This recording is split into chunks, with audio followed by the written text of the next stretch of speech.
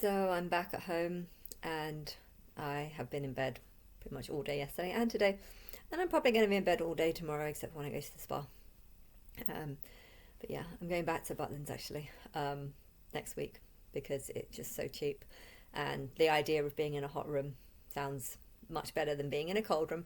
I'm going through a lot of depression, but I feel far less depressed than I did well, 2 weeks ago. So I'm still feeling better, but yeah, I think I've damaged my throat though because I've been coughing so much and it hasn't gone away, and now my throat just feels quite croaky, and I don't know what to do about it because I know if I go to the GP, they'll just be like, "Pay £10 and we'll give you some medicine," and I'll just be like, "Yeah, I don't want to pay that." So I'm just going to not do anything.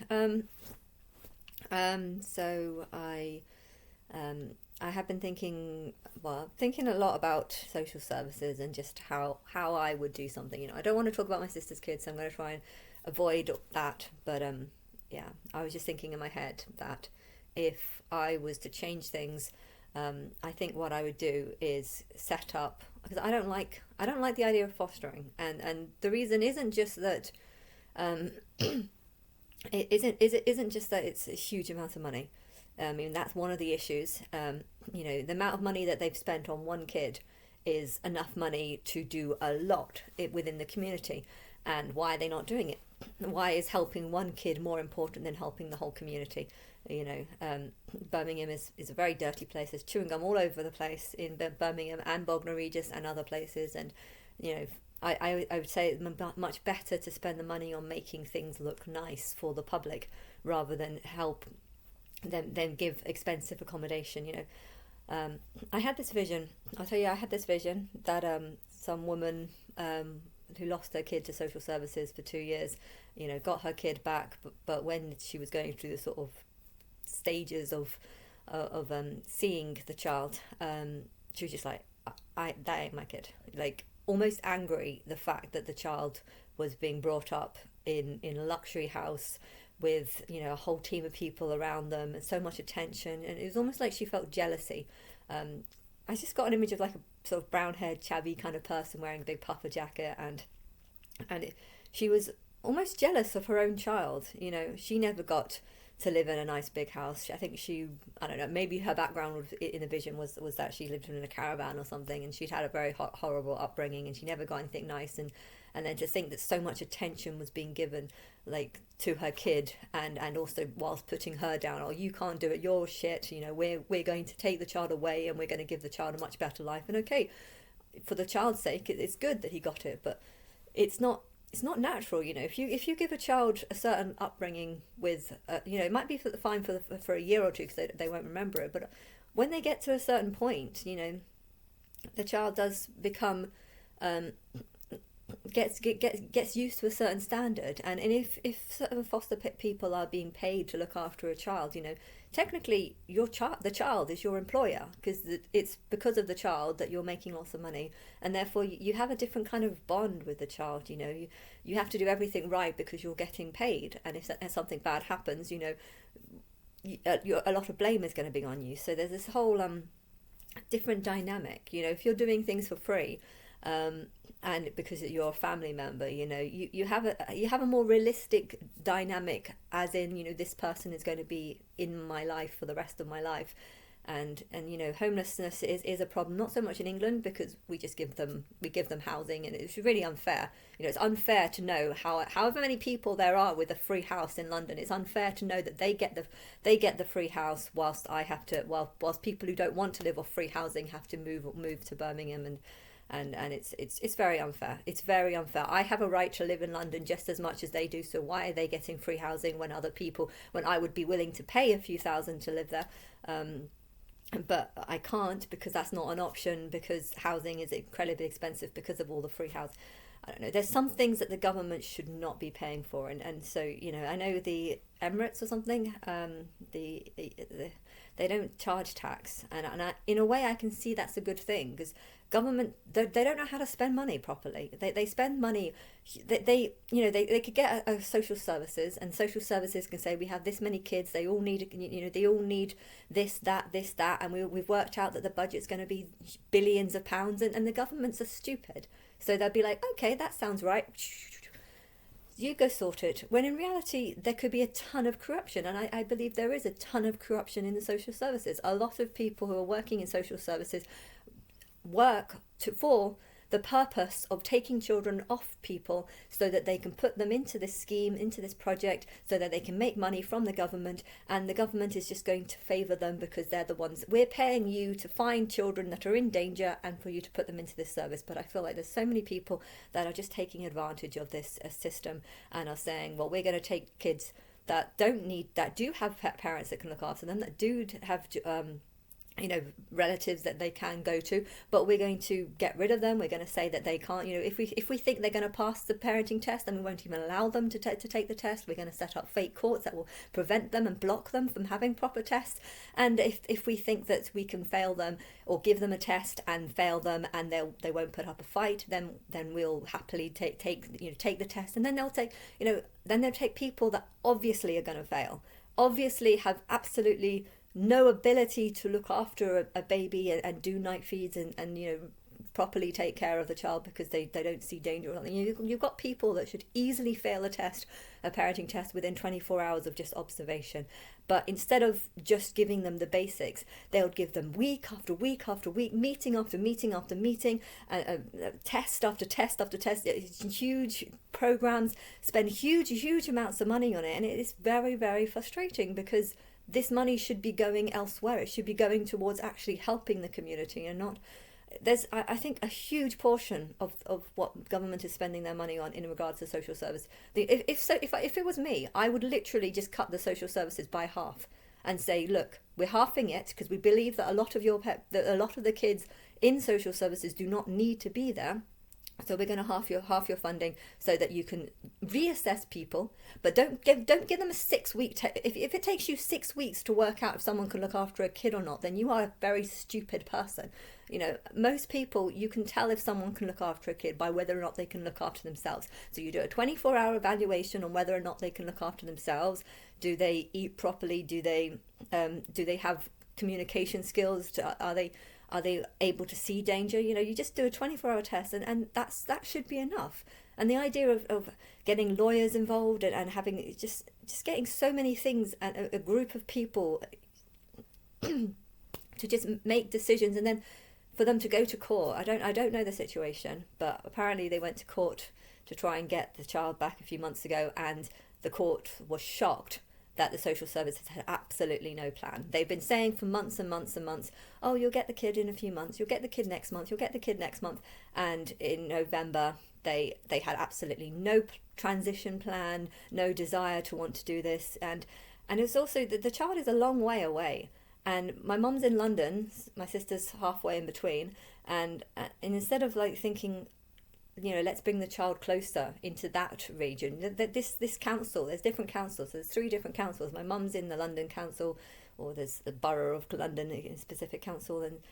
But yeah, the people were so desperate to keep the child in their council that they didn't want to transfer the council over to Sophie, the area that she was living in. And I feel like that's just an example of how this council, so the one in the south, Bognor Regis area, Brighton I think it is, that one wanted to keep as many kids on their list, even though the parenter is in this council and even though the grandparent is in that council. I'm even in a council even further away, but I was out of the picture from day one. But yeah, they wanted to keep that child on their books because the more kids they have on their books, the more money they make. So they didn't want to let go of this child. They saw this child as theirs, even though the mother was a long way away and the grandparent was even further away.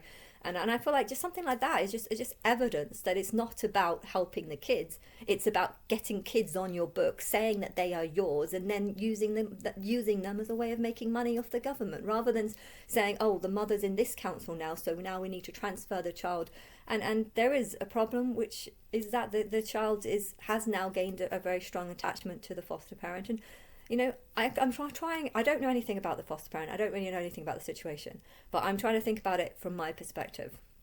If I was fostering a child, I would love to know that I'm fostering a child who's going to go to parents and they maybe are just not able right now. Maybe their house burnt down and they've got nowhere to live or something like this, or maybe they're incompetent or something like this. But I would love to know that I'm looking after the child and that's kind of like the will or the desire. Sorry, my bra looks really this angle looks really bad. Anyway, I would love to know that if I'm like fostering a child, I would love to know that the parents are okay with the arrangement and are happy with the arrangement, and but I think the reality of it is that the parents are not happy. I mean, some of them might be, but they're not. They're not. My sister doesn't want her child to be fostered. Okay, she needs it. She 100% needs it. And I think because of that, she recognizes it, and therefore is grateful. But yeah, this new partner that he's got, he's very good with kids, and he's just seeing it as an insult. And I think if I was fostering a child for 3 years or 2 years, and then I kind of see the person that the child should be with, and just thinking, well, there's nothing wrong with him. He's got 3 other kids. They've got another kid that they've been looking after. There's nothing wrong with his ability. Then I would start to question my own job, and is this really right, and stuff like that. And I think if it was up to me, I would do it in a different approach. I would say that any child under the age of 3 should go into some sort of orphanage. Like the government should have a sort of orphanage, one in London, one in Birmingham, and just dotted orphanages around in different locations. And anyone that's anyone that has a child, the nurse needs to sort of monitor the situation, and if there is sort of red flags, they need to go into some sort of test where they get tested for 24 hours or perhaps up to a week. So if they think it's not safe to let the child go because they see warnings or concerns, they bring social services in and they go and do a test for a week, and that's how it should be. You don't need a 6-month program. If you need to monitor someone for 6 months to work out if they can look after a child or not, I think that's just the government. That's just the social services taking advantage of the situation, because I could work out she couldn't do it within 24 hours. So why did it take them 6 months? And of course they knew she was going to fail. So it's just because she failed with the 3-year-old that she got. She couldn't get any access to the 3-year-old, so why would she get to custody of a baby? Clearly that was just a money scam, and it's just really annoying how it's a topic that's very annoying, because kids shouldn't be used as a way of making money, because they're highly expensive, and the money could be going to other things. So I can't complain about what's going on in the government when it comes to details, because I feel like a lot of it is just people talking shit at each other. I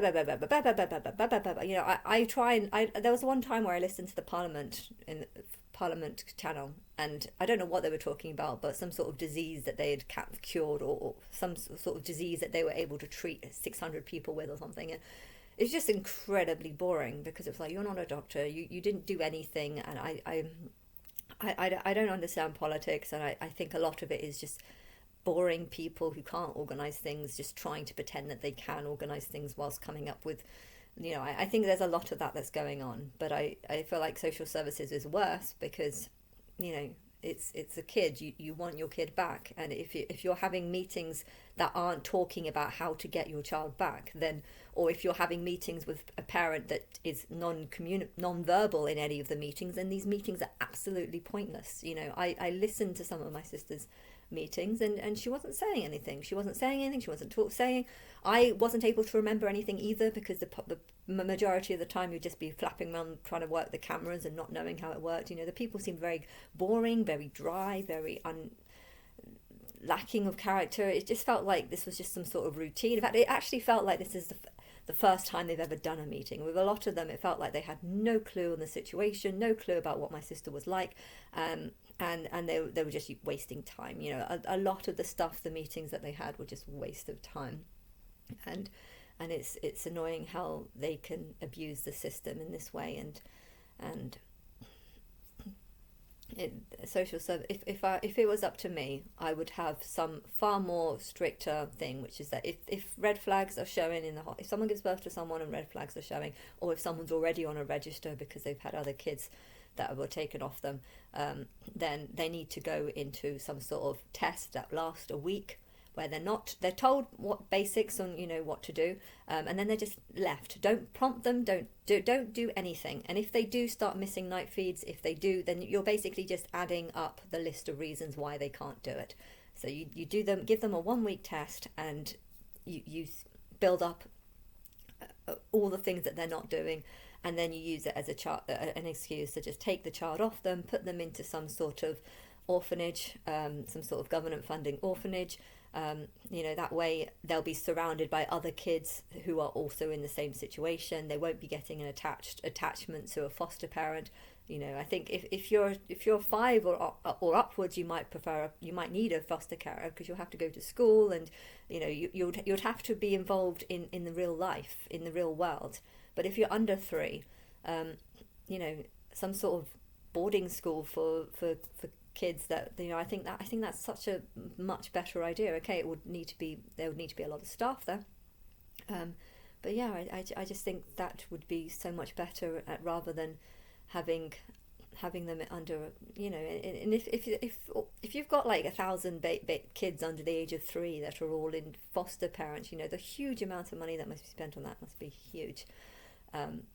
But if they were all in one big orphanage, then it would be far fairer. It would be far fairer on the kids, because and the parents won't end up feeling, you know, jealous, or feeling like the kid doesn't feel like it. You know, it would be horrible to have a kid where it thinks that the foster carer is the mum, and say if the foster carer does lots of things for the kid, you know, they might have a false sense of reality, because they would expect their real mum to do that. And if their real mum is a chav, or someone that's just does things more selfishly or more, you know, coldly, the child might notice and pick up on that, and they might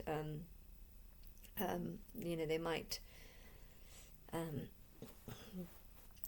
might think less of their parent. You know, oh, you don't do this to me, this other person would give me this other person would give me this. And yeah, but the other person was getting paid to do that, and I'm not getting paid to do that.